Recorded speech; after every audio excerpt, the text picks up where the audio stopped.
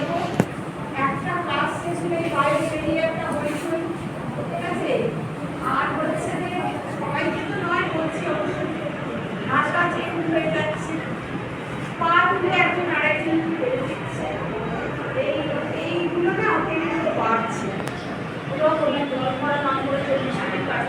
মানে কোনো যাওয়ার আসলে চালু করি না আমরা, যতক্ষণ একটু চাপে থাকবে আপনারা বুঝতে পারছেন।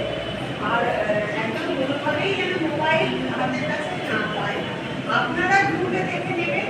মানে মোবাইল ইউজটা এই 7-8 থেকে শুরু হচ্ছে, 7-8-9-9-এর ক্লাসের অনুরোধ করছিলাম যে আপনাদের কাছে থাকবে মায়েদের বিশেষ করে অনুরোধ যে ওদের সাথে পুরোপুরি অ্যাটাচ থাকবেন। রিডিং করছে মাঝে মাঝেই দেখেন, আমি বাড়ি ফিরছি হয়তো কোনো গার্জেন ফোন করলেন, দিদি আমার মেয়ে বাড়ি ফেরেনি, আমি গেটের কাছে যাবো, দিদি আমার মেয়ে বাড়ি ফেরেনি কেন, সারা স্কুল মানে ওইটুকু সময় এত টেনশন হয়ে যায়, সারা স্কুল খোঁজাখুঁজি করতে হয়।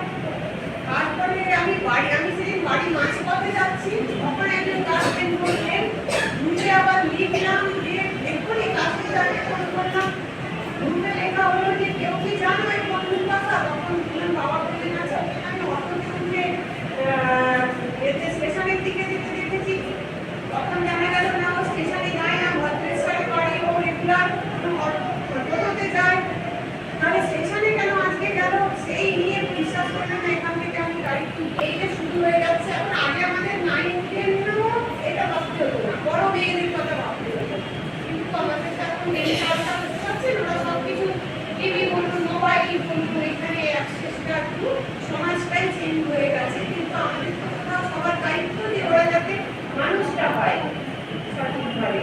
আর মানে পাস ফেল হয়তো খুব শীঘ্রই চালু হয়ে যাবে, 9-এ করছিলাম, 8 পর্যন্ত ওরা শিখে যাচ্ছে, মানে রিডিং করতেও পারে না, তারা 9-এ উঠে গেছে।